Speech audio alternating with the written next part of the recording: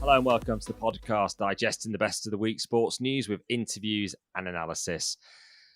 On Sport Unlocked this week, I'm Rob Harris from the Associated Press, coming to you from Tokyo. Back in England is Martyn Ziegler from the Times as ever, and shortly we'll be joined also by Tariq Panja from the New York Times. Martyn, it's been busy at the Olympics and certainly not quite in the rest of the sports world either, has it? Well, I think we're all putting our feet up and praising all you guys out in Tokyo doing all this hard work, and then a couple of the biggest transfer stories in recent years suddenly both happened at the same time. Jack Grealish joining Manchester City, the first £100 million player in English football, and something which is a fairly seismic occurrence in the football world. Barcelona saying Lionel Messi is no longer going to be at the club. They cannot afford to give him a new contract. And yet, of course, they want to be able to offer him the money for the contract, but it's La Liga stopping them, isn't it, based on their own financial regulations? So an agreement between Messi and Barcelona that the league is thwarting. Well, that's right. So Barcelona used to have the biggest salary in the world, actually, of any club. But they've been almost have had that capped half the previous limit to 382 million euros. Now, when you look at some of the figures that have been quoted for Messi's salary, I mean, they just can't afford to do that, to give him a new contract at the same time as pay all their other players, because, I mean, nobody's going to want to take a sort of 50% pay cut, are they? So they're in this position where La Liga are saying you can't spend this, and they're saying that in that case we cannot give the most famous player in the world a new contract, and basically he's out of Spanish football. So what do you think? Sorry. So what do you think, Rob? Is this a tactical move by the club? The way Barcelona are positioning it really much against La Liga, and at a time when La Liga have tried to strike this investment deal with CVC for 10% of the commercial revenue, which we're going to get to in a lot more depth later on. If you lose Messi, you diminish the value of the product of La Liga. They've already lost Cristiano Ronaldo a few years ago now. And a diminished Barcelona is not good. They've also just done this rights deal in the US with ESPN to get more exposure there, having just ended the relationship with beIN. Of course, beIN owned by the Qataris. Certainly, as we record this podcast, the way things are looking at that, Lionel Messi is heading to Paris Saint-Germain, which is also owned by the Qataris with the same president, Nasser Al-Khalifa, of both of them. It looks like, because Manchester City, the way they've already spent on Jack Grealish, they're pursuing Harry Kane as well, that is there only one club in town potentially to sign him? Yeah, I think they are the only club who can sign him. Manchester City probably could have done, but and that they would have done a year ago. They were certainly interested in him then, but they've ruled that out effectively now. So nobody else can afford it. None of the Italian clubs, the Spanish clubs, they're all really hard hit by the pandemic. I don't think the likes of Chelsea, Manchester United are interested. Chelsea obviously could, if they wanted to, given Abramovich's huge pockets. So it's PSG or nowhere, which is a really interesting thing. I think, like you, this is La Liga being put on the spot by Barcelona and saying you could have Lionel Messi for another 5 years if you just relax things a bit. It's interesting, sort of going back on some of the Barca financial issues recently, and their debt has gone over €1 billion, that even they themselves admit, quote, COVID is not to blame for everything. Things were going badly before. That's from the club's economic vice president. So sometimes they do characterise it as completely the pandemic to blame, but Barca were overspending, mismanaging their finances, not structuring deals correctly in terms of their financial prudence, and were sort of, not prepared when things went awry in terms of a drop in revenue as well during the pandemic. No, I mean, they were clearly spending far, far too much. I mean, Messi alone, his most recent 4-year deal signed in 2017, was worth something around 125 million euros a year. I mean, that's the annual wage budget for a sort of mid-table Premier League club for everybody, and that's what he's being paid on his own. So it's clearly been completely ludicrous and not surprising, really, that they've flown too close to the sun, and now they're having some big problems. And of course, we talked a bit about La Liga's own financial regulations. Ultimately, PSG do need to comply with UEFA financial fair play. Looking at their most recent accounts, wage bill 414 million euros, revenue 560 million euros. Things are pretty tight already, funding salaries for Neymar, Mbappe, and others. They have had a pretty canny transfer window so far in terms of signing some key players for nothing. Wijnaldum, Donnarumma, and Ramos. And the thing is, it looks like financial fair play is winding down in its current form anyway. They're looking to introduce a new system at UEFA. And of course, one of the people who will be key to configuring the new FFP is Nasser Al Khalifa as PSG president, but also chairman of the European Club Association and a member of the UEFA Exco. Well, exactly. No wonder people are sort of raising their eyebrows at that.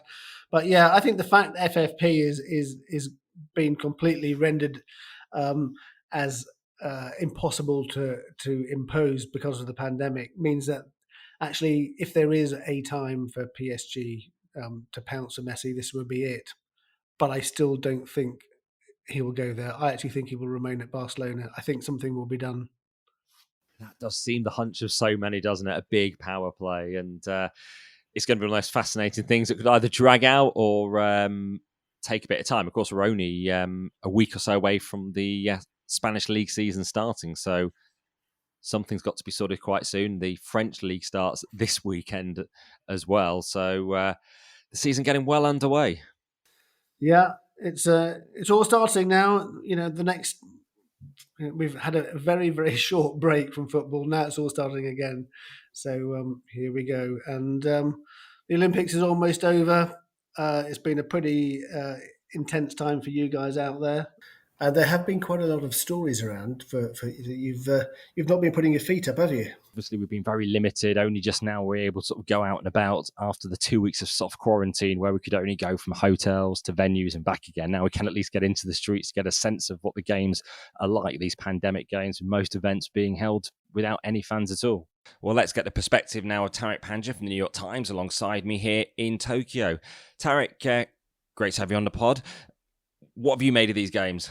Yeah, there's a big disconnect between the Olympics, the bubble, which you can essentially host on the moon, feels like, and the rest of Japanese society. Yeah, the quarantine restrictions for us have lifted from the first 14 days, meaning we can use public transport and be outside of the bubble, as it were. But that doesn't mean anything's actually changed in terms of the look and feel of the games themselves. And Martyn, you're right. There's been a ton of stories. They just seem to. Every game has its storylines, and this one has been relentless. From the sporting side, we had at the beginning we had Simone Biles and Naomi Osaka, pretty much the faces of these games at the onset, dropping out. Essentially, we had Naomi Osaka being eliminated in the tennis finals, and we had the sight of Simone Biles walking away from the gymnastics arena. We've had issues related to mental health related to her participation here, and also what a hard job and what a dangerous job gymnasts do day to day. These are sports that are kind of marginal, but we've followed her storyline as well as others. Yeah, I mean, this is one of the things that's been overlooked at times, I would say, when we've talked about fatigue of athletes, also the burdening on the mind as well, is the risk of injury. And we've had athletes in the past in gymnastics who've suffered really badly. They've actually led to death in terms of a mistake on the equipment. And that's certainly something that's got to be weighing on Simone Biles' mind. We've seen it, talked about in football as well. Actually, if you are tired, you can put the wrong move in terms of a tackle and something, and that can be pretty dangerous as well. So I think some people on the outside can view it occasionally as athletes just want a bit of a rest. They can't take the heat of it. But actually, there are serious consequences, aren't there, if an athlete isn't fully in the zone at that time when competing. Yeah, I remember actually Tom Daly talking about that, getting over that fear factor, standing on a 10-meter diving board. I mean, it's a massive mental test, and gymnastics is the same. Perhaps even cycling, someone's ended up in hospital. A Dutch rider after a collision. You've had all these BMX, just the racers and the people who are doing all the stunts. I mean, and the skateboarders, they're regularly suffering broken bones. So, it's a test of mental fortitude as much as anything else. Yeah, absolutely. We had a BMX rider actually in hospital with a brain injury in the men's category earlier this week, which was really shocking to see. And then, of course, a pretty dramatic incident that we had here at the Games that really showed the collision of sport and politics when on Sunday night, the Belarusian athlete Kristina Chimarskaya was taken to the airport against her will by her team. So many elements of this story. She'd been criticising her coaches on social media for entering her into a race that she had no experience in, a relay race. She was due in the heats on Monday of the 200 metres, but before she could ever get to the start line, on Sunday she was taken to the airport, had to seek police help, and eventually it required Poland to effectively step in to offer her a visa. But the IOC weren't exactly very responsive immediately, were they? Delicate situation for them, but how do we think the IOC handled this? This situation was really complicated, really fast moving, quite hard to understand as well, Rob. This was really strange, but the issues go a lot further back than where we are today. Belarus is run by essentially a dictator, Alexander Lukashenko, who won re-election in 2019, which observers say those elections were subject to fraud and ballot stuffing, etc. And there were street protests. Among the protesters were about 1,000 athletes saying that they'd been subject to crackdowns for speaking up. Interestingly, Kristina Chernetskaya was not one of them. She's not a political figure, which just shows how kind of harsh this whole situation has been. She's studiously been apolitical. She's wanted to run in the Olympics. She wanted to run so badly that the conditions, that's what freaked her out. She wanted to perform well and was so upset that the conditions that she faced were not up to standard. She was forced to do the 400 meters. And the fact the regime tried to bring her home for making a statement about coaching rather than anything that was political is kind of blows your mind a little bit. And yeah, the IOC was put in a strange place, but they really didn't act quickly. As far as if you hear what the IOC say, they say we stepped in at the earliest possible opportunity to help the athlete in trouble. So they sent officials to the airport to speak with her. They then she was then taken to a hotel near the airport to spend her first night, where she continued dialogue with the IOC and Japanese officials until Poland stepped in, and then she is now in Poland, having spent a night at the embassy. But the IOC, what it still has not done, is sanctioned anyone at all involved in this. Also, CAS, the Court of Arbitration for Sport, has to have a look at itself as well.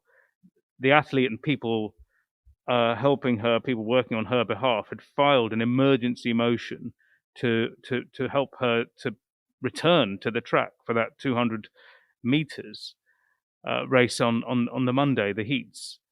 The CAS said she had failed in that. A few days later, one of the reasons they say she failed was because they couldn't find her and they couldn't interview her. And everyone's like, well, obviously, she was under protection in a safe house. If that's the reason, it's absolutely insane. And one of the issues is the fact that the Belarusian National Olympic Committee has been run for the last quarter of a century by Lukashenko, or indeed his son.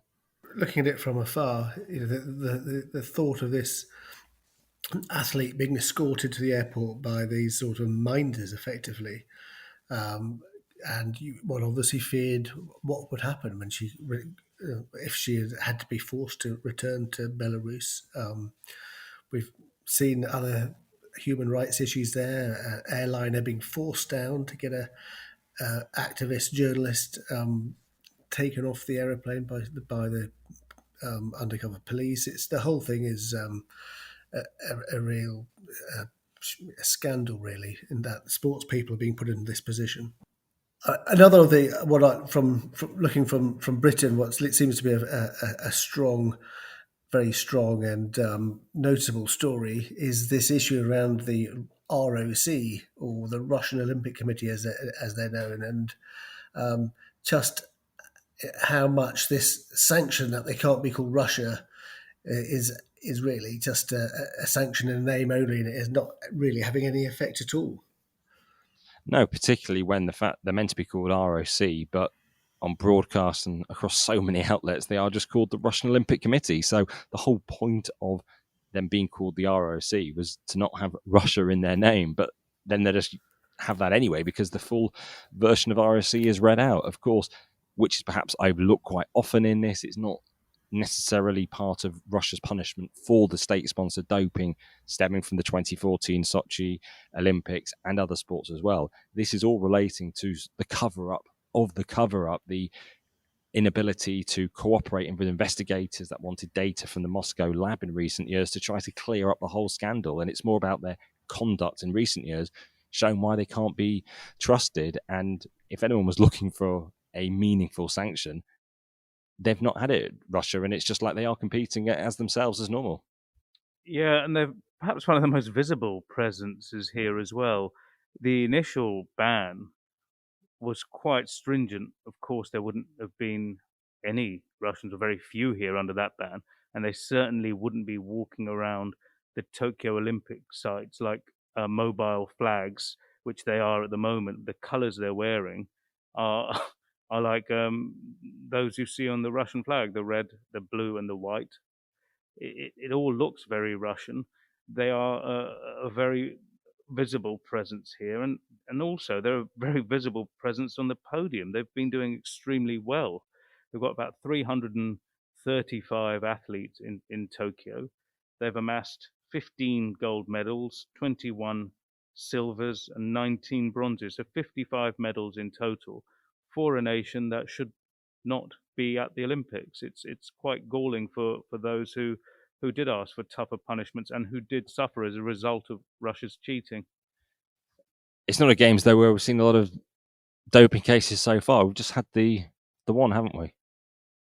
Yes, yeah, we've had one doping case here, which is actually quite an interesting one. It's a Nigerian sprinter, a female sprinter from Nigeria, who just a day earlier had complained about the organization of the Nigerian National Athletics Federation after 10 of her teammates were flown to Tokyo, but then deemed ineligible to participate in the games because they hadn't been put through 3 out of competition tests, which is a stipulation for a handful of countries at a high risk of doping by the Athletics Integrity Unit, Nigeria being one of them. It's quite an amazing situation that you fly 10 athletes to Tokyo having not met the rules.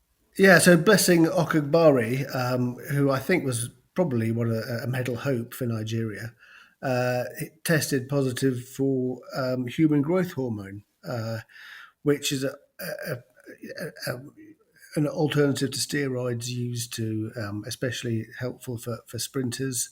I mean, the case hasn't come to a conclusion yet, but clearly she couldn't participate, having tested positive. But it's an interesting one by the AIU, the Athletics Integrity Unit. Actually took so long to make this decision. Why did they actually allow these athletes to travel to Tokyo, then tell them they couldn't take part? It does seem very strange. Is there any particular reason they couldn't have told them this before the games? Yes, I think they actually did tell them in early July as well. The issue is, one, Nigeria then appealed and had really no grounds to appeal, and then lost that.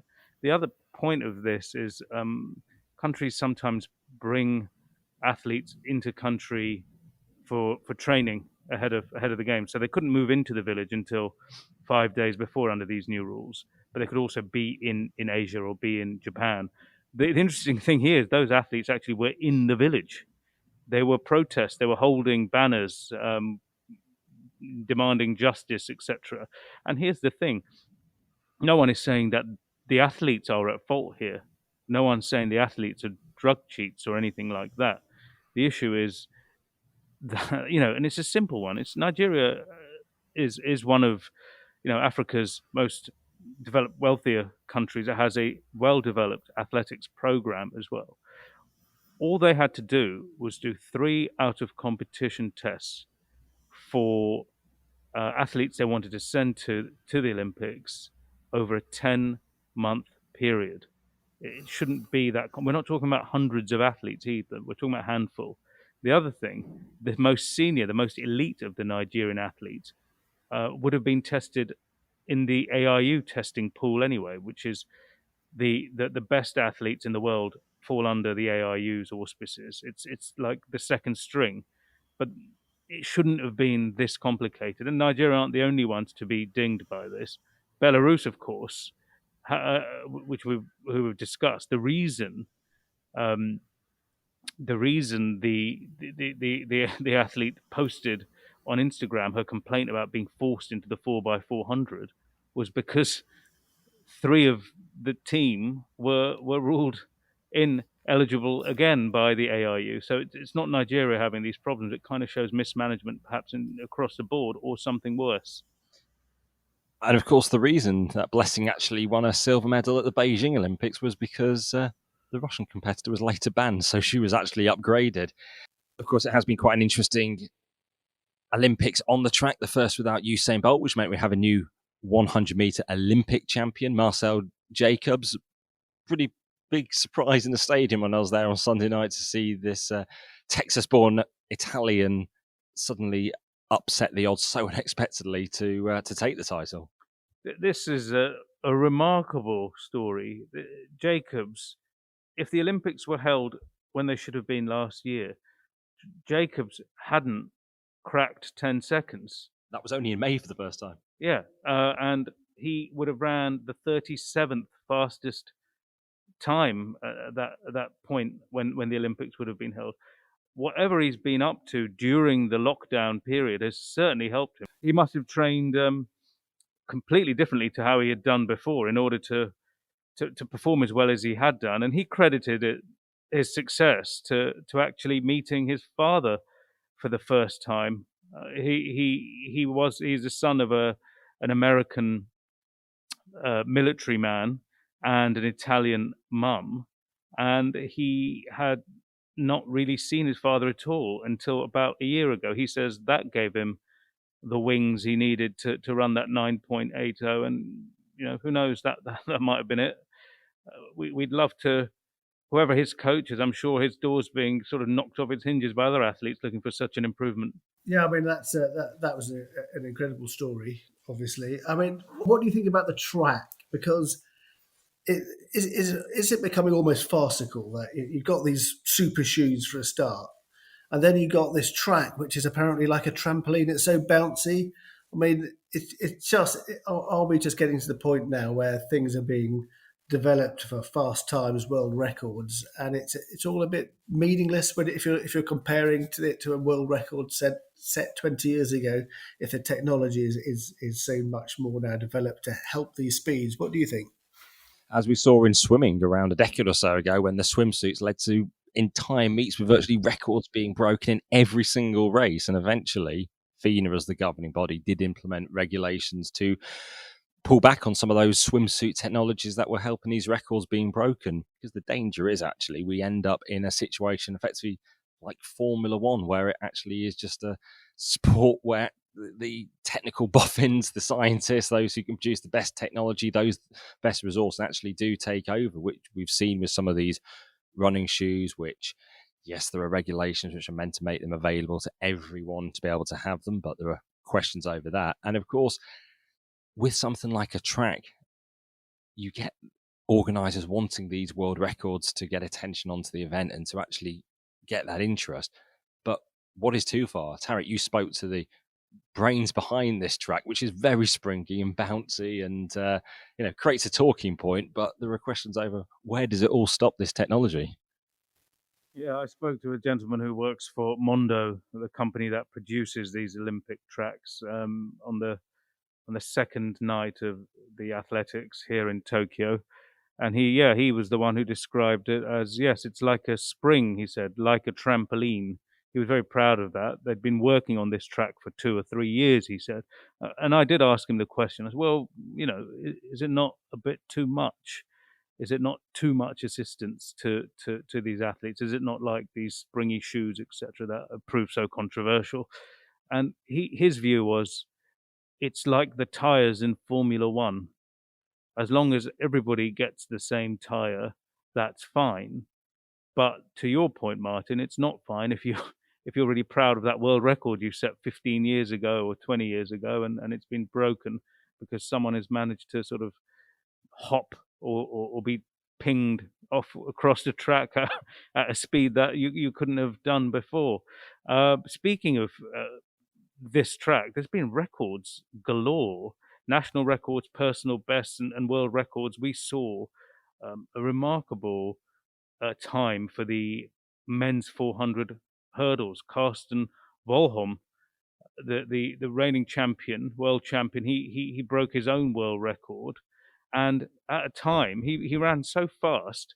He ran quicker than 18 of the people who ran the qualifiers in the 400 flat. So in those heats, there were 18 people slower than the bloke who's had to hurdle over them, and that tells you something about his quality, but maybe also about the track and the shoes, etc. And he survived being held up getting into the track the other night by me because I realised I was going through the wrong security area when this guy with a number on his back was there, and I checked his accreditation, looking down, and yep, there was his name. And yeah, he had far more pressing priorities. I was merely running probably to try to get a drink in the heat. You might have caught up with him if you were on the track, though, Rob. There was another success as well in the 400 hurdles. Sydney McLaughlin, who predicted on Friday that the track she described as bouncy could lead to a world record, and it was her who broke the world record a couple of days later. So that's another 400 hurdles in the women. We had a world record in the triple jump as well. It's just been miraculous, really. And there was a double winner in the 100 and 200, Rob. Yeah, defending both her titles from the Rio 2016 games, Elaine Thompson Herrera. And she was so proud of some of her feats this week that she posted some of the video on Instagram. The response from Instagram was to block her for a couple of days. Eventually, they did seem to back down and allowed her to post her footage again. But the striking thing was, it seems that Instagram were far more resolute and determined and quicker in deleting some athletes' footage than they do with the race abuse others celebrate. Effectively, quicker to remove successes than the harassment and abuse that athletes are facing, which does open this whole question about should athletes, whether Olympians or footballers, have a right to post their feats, their goals on social media. It's the rights holders who ultimately are paying for it, but should athletes have the ability to? And also, should fans or indeed other people like journalists in stadiums be able to post the footage as well? And Tariq, something you've encountered? Yeah, it was very strange the other day. I was at the BMX track, and I noticed that the British athlete Kai White, he'd won silver, and he was Prince of Peckham, and he was over the moon. He was so happy, and he was so shocked actually at what he'd done. He was almost a good study in what happens to you when you do something as miraculously as get an Olympic medal. He got a silver, and he was beside himself with joy. So I just was watching him, and then shortly after that, his teammate Beth Shriver was in the women's final. She'd won, surprisingly, to be honest, won all three of her semi-finals. She was an outside bet to even reach the final, but she did so well. And I was watching Kai, and he was just buzzing with anticipation, jumping up and down on the side, holding on to the fence. to cheer her on. These are empty stadiums, of course, and I just thought, oh, he might be interesting to film. He's not someone the broadcasters, the rights holders will really care about. Some guy on the side, and he was cheering her on like you would hope any of your best teammates would. He was it almost felt better for him that she was doing well than his own success. That's how excited he was. That's about 45 seconds of footage and his excitement. Posted that on Twitter and got a message from them that a complaint had been filed by a company in Birmingham, probably working on behalf of the IOC, saying my account had been locked and would not be unlocked until I agreed to remove this video. And it's fine, but what I would say is that story or that image of Kai White, etc., that's now something that is deleted from Olympic history. And I think all the photos and videos that fans would have shot would form a tapestry of the games that traditional broadcasters, their footage is separate to that. And now that is lost, and I think that hurts the ambitions of the IOC to grow its audience, etc. The broadcasters aren't going to lose billions of viewers or millions of viewers or money from advertisers as a result of little clips like that. So I think I find the debate quite strange. If you look at other major sports events like the World Cup, I think the FIFA, they don't let you show clips of actual action on the pitch, but they're happy for you to show videos of stuff off it, from fans or things happening, bystanders. I'm sure that would be okay. So it does seem very over the top reaction. Yeah, I suppose it is rights holders who have paid a lot of money, billions in the case of NBC to show the US rights. You've got Discovery paying something near $1 billion in terms of their multi-year deal in Europe. And obviously they're protecting their value. But I think it adds a certain authenticity, some of this footage from around stadiums where you don't have cameras. I mean, if you think about Euro 2020, some of the footage from where near the England players' families were in the stadium, cameras aren't there from the broadcasters, and you get a certain sense of realness, the fact that you're sensing their full emotions. And the way these rights work, restricted by territory or region, means you can't get one universal clip that is shared legally around the world. Yet you just had to look what we saw here with the Qatari and Italians sharing the high jumping gold. A remarkable moment, one that the IOC will be dining out on for years in terms of the Olympic spirit it encapsulates. But of course, the only way of that clip being universally shared was people shooting it off their television, ripping it off TV feeds, and it going around the world, rather than any official body being able to actually post that themselves. And some sports do retain their own rights for digital clips, whether it's the FA with the FA Cup, it means they can put it out and they're not geo-blocked. But the way Olympic rights work is they are geo-blocked, even though they're pretty easy to get around with things like a VPN, one touch of a button as well, to catch up on social clips from a broadcaster that you might not be in their territory. Yeah, so speaking of attention, the weightlifting federation had a way more attention than it normally would on Monday night. There was press box in the weightlifting arena was oversubscribed by 3-1. Ziegs, you might have an idea why. Yes, clearly this was Laurel Hubbard, the New Zealand transgender weightlifter. Now, we gave a full podcast dealing with this issue a few weeks ago. Had very good guests with Ross Tucker, sports scientist, and Christian Worley, herself a transgender athlete. And I think it's, we covered this in detail, and there was a lot of focus on what would happen. And actually, it all sort of slightly fizzled out, I think, fair to say. Yeah, I was in the arena for Laurel's effort in the heaviest category in women's weightlifting, the top category, and she failed to register a single successful lift out of the 3 and bowed out before the second part, the clean and jerk part. But the fact is that she did make history. She performed, and the pressure would have been enormous, and the debate doesn't go away. I had a short sit down with her as well on the Tuesday morning, and is an amazing figure in this sense. Someone who's intensely private, very quiet, does not want to be the center of attention. This must have been just the biggest ordeal you can imagine. She said she will be leaving the athletic stage, the weightlifting arena, certainly when it comes to competitions like this. Age, she said, had caught up with her, but she also said that she's really looking forward to returning to anonymity, and I don't blame her.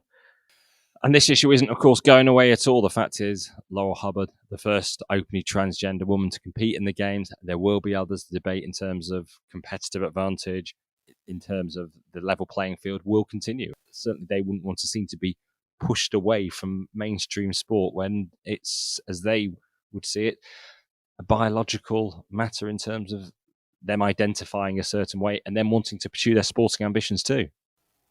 Yes, the IOC is actually going to publish some new guidelines in the next couple of months, eagerly anticipated by those campaigners for women's sports and all of us who follow sports in general.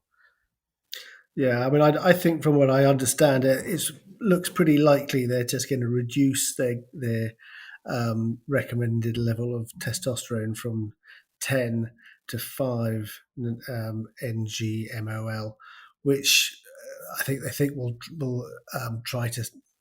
They think may satisfy those people who want tougher restrictions and still leave the way open for transgender athletes to compete. Actually, I think it will satisfy neither party. Actually, so it's this is going to definitely continue to rumble on. Yeah, see, I think they might even get rid of testosterone limits for some of the sports at all. They're saying, I think it might be a sport by sport solution. Again, it's like the IOC is going to kick the decision making into the hands of the various federations. And again, to me, it seems maybe a dereliction of their responsibility. It's the hottest of hot potatoes. Why not chuck it into the hands of the federations and let them decide? You know, the point has been made that the 10 nanomoles or 5 nanomoles doesn't really make a difference when it comes to some sports. At the Olympics, you're thinking archery or shooting. You know, who cares what the testosterone level is? So yeah, that's going to be certainly an interesting one to follow, and one that's going to provoke fierce debate as usual.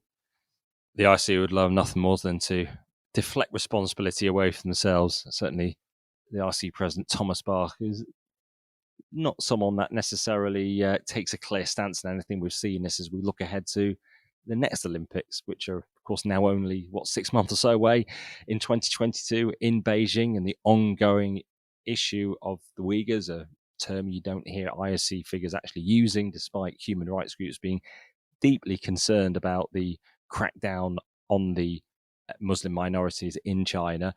And it's an issue that is only going to grow as concerns do mount about whether or not the Olympics should even be in China at all while this is going on. And it's going to be a very challenging period for the IOC, how they respond to it. They can't keep on just ignoring it, can they? And hope we just get to Beijing and everyone's there and then the sport begins. Yeah, Beijing is going to be incredibly difficult for the IOC. And actually in the wider sport as well. I mean, there's this potential Chinese World Cup bid. I can't see that taking place now because it's so toxic, the issue around the Uyghurs and human rights in Hong Kong and stuff. So I think it's be very interesting to see how the IOC handle the next 6 months. Because one of the big issues the IOC thought they're going to have to deal with here in Japan was significant numbers of coronavirus cases. We have seen Tokyo reaching record levels of around 4,000 a day in this final week of the Games. It's caused a lot of concern in Tokyo, where it is a state of emergency. By British standards, they're still pretty low. And actually, there haven't been that many cases directly linked to the Games. And maybe the government are right here in the fact that actually the Games isn't to blame for the spike in cases, even though particularly critics of the Olympics would like to portray it as so. Yeah, it's funny. This, like I said earlier, there seems to be two planets that we're living on. One planet IOC in this Olympic bubble we're in, and one general Japanese society when we go out.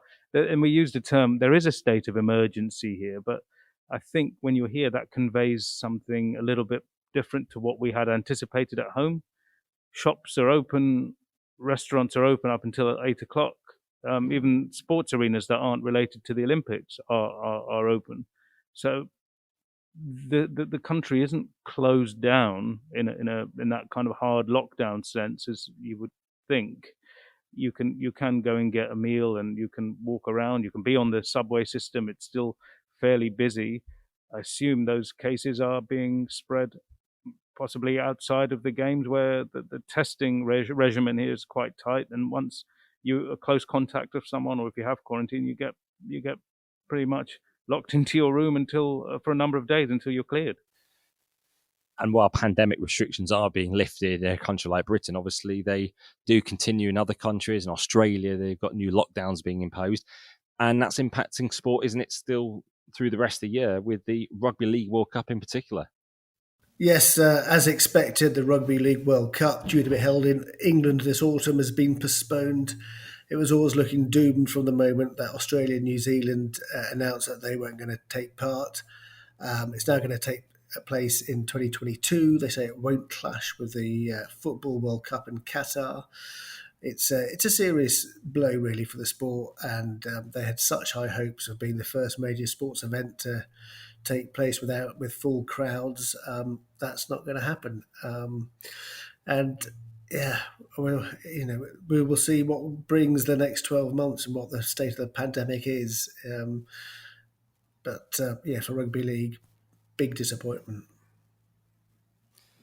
And the fallout continues as well from the European Championship, particularly in terms of the racist abuse that England players faced. We've had a series of arrests now, 11 arrests as the police do clamp down. And new details from the Professional Footballers Association of just the scale of abuse that players continue to face and the inaction of social media companies. Yeah, the PFA commissioned a really sort of in-depth study by a company called Signify. I think came up with absolutely astonishing results. So 3 out of 4 of the Twitter accounts that sent explicit racial abuse to footballers last season are still active. They've not been shut down by Twitter. It's just remarkable. And we were on a media call this week introducing the new PFA chief executive, Maheta Malango. And on it, he was actually asked about vaccines for players. And he certainly was not advocating any mandatory policy in terms of players being vaccinated. He said it's their personal choice. It reflects something similar, actually, we've heard in baseball as well, that there's no union position telling players to get vaccinated. He was saying effectively it's the way out of the pandemic, but reflecting that players might have some concerns. And it's also something that's going to be facing fans potentially going into stadiums in the Premier League, that they might be required vaccinations, not as it has been, say, at the European Championship, which is proof of being double jabbed or indeed a negative test. But isn't it mandatory vaccines or you're not getting in? Well, that's what Boris Johnson and the message coming from his government were saying a couple of weeks ago for sports events over 20,000 people in England, that you would have to have mandatory double jabs with exemptions for children. The response, I think, is putting that in doubt now. I spoke to a couple of Premier League club chairmen and chief executives in the last few days who have said that it's unworkable.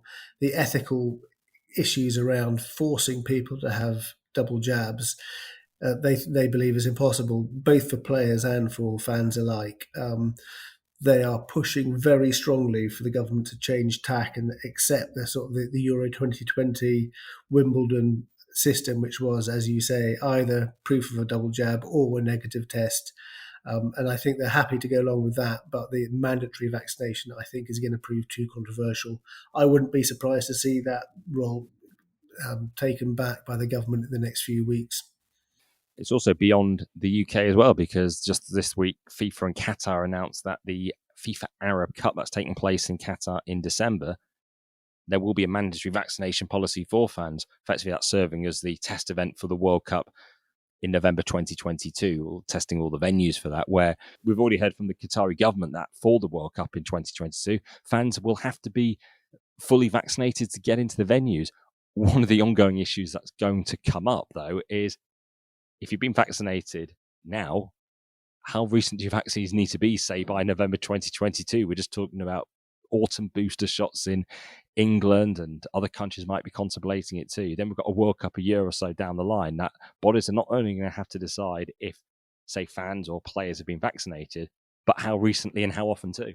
Yeah, this is going to be a very complex calculus, isn't it? Qatar, no surprise, absolute monarchy. The king says do this, you're going to do it. In terms of human rights and personal liberties, you're talking about a country that perhaps a little bit more different to those like Britain and US, much of Europe, where personal freedoms are extremely important. To your point, Ziggs, what do I think? I think human rights and people's right to choose whatever we may think. Personally, I would recommend to anyone who could to get double vaccination, but then to create haves and have-nots as a result of that, I don't know. I think we're going. There's a degree of pushback, and perhaps it's extremely unfair to force people to do something like that if they don't feel comfortable doing it. Speaking of effects of the pandemic, we had a major piece of news this week from Spain, where the football league there has been buffeted, like everywhere else, by pandemic era losses. They have agreed a $3 billion asset sale of their media rights, media company, to CVC Capital Partners, who'll get 10%. And this is CVC, who can't stop bidding for anything. Every single sporting competition league on the planet.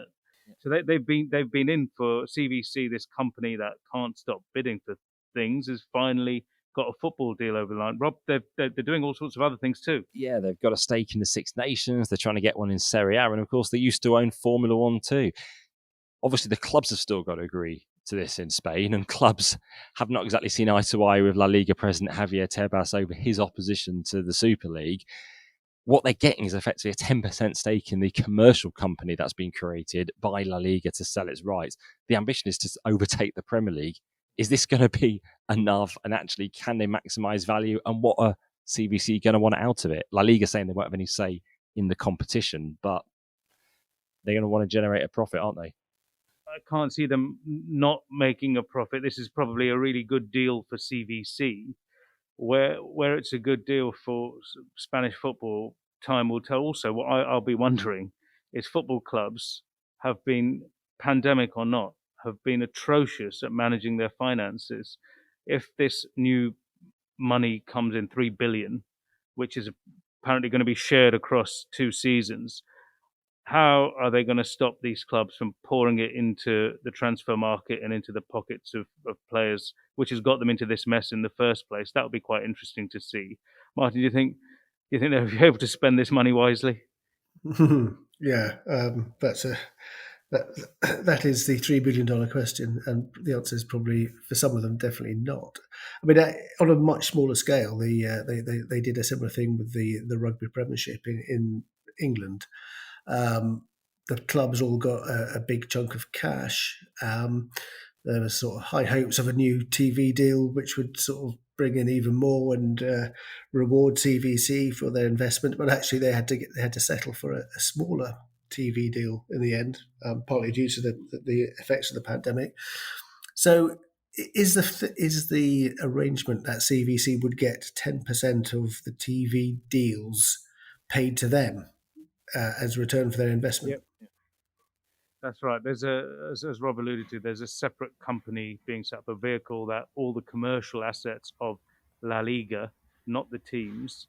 So the major thing is the broadcast income, and also the sort of global sponsorship element of the league will be poured into this company, and 10% of that, for I hear maybe up to 50 years, will go to CVC. And private equity firms, they tend to do well out of their investments. Those that they invest in sometimes don't do that well. So they would have done their calculus, and good for them. The other question is, surely they would have had to have some clause in this contract to say Real Madrid and Barcelona are fully committed to playing in La Liga for as long as this contract last? That's going to be an interesting question. Assuming they're not relegated. We're talking more, of course, if they were chucked out the league for trying to join a Super League or something. But as we approach the new season, as these Olympics come to an end, Martyn, anything big coming up, you think, over the next week or so? We've had obviously there'll be transfer stuff, and the Super League is refusing to go away. There's been another judgment from the Madrid court in the sort of Super League's favour for the time being. UEFA appear to be refusing to accept the findings of this court, and it's all heading to the European Court of Justice. October the 18th, I think, is the first date, but I think it's going to go on, I don't know, it could last for 2 years, couldn't it? Yeah, it could indeed drag on, but certainly things here in Tokyo are now drawing to a close as we approach the closing ceremony. As we wrap up the final thoughts, Tariq, do you think the ISC have managed to pull this off and the local organisers? It seems it's as best as it could be, these Olympics. Yeah, we've had Olympics. Medals have been handed out. Performances have been performed. There hasn't been this major spike, certainly within the Olympic bubble. Hard to say if any of the arrivals here have caused any issues with Japan's own handling of the coronavirus crisis. And yes, we are ready to return. Martyn, your first one for some time watching from home. Has it seemed quite normal as the viewer on the sofa? Yeah, I mean, there's been obviously issues around the BBC's coverage, which most people have been watching it in the UK just because they've had far less than they've had in the last couple of games. So Discovery / Eurosport have been had the bulk of the rights. That's caused a few issues here, and I definitely think it's affected my viewing experience, and probably not me alone. Probably brand awareness for Discovery growing, and of course something for the whole of Europe too as well, because they've got so many rights. Of course, you can find us though on any podcast platform. If you can rate, review, and subscribe to us, that would absolutely be great, and we'll drop into your feed whenever we land a new episode. Tariq, great to be with you out here in Tokyo. Martyn, hope to see you soon back in the UK. Safe travels, guys. Safe travels. Thanks a lot, and thank you everyone for listening. That's all for now. Have a great time enjoying the sports viewing in the days ahead, and speak to you soon.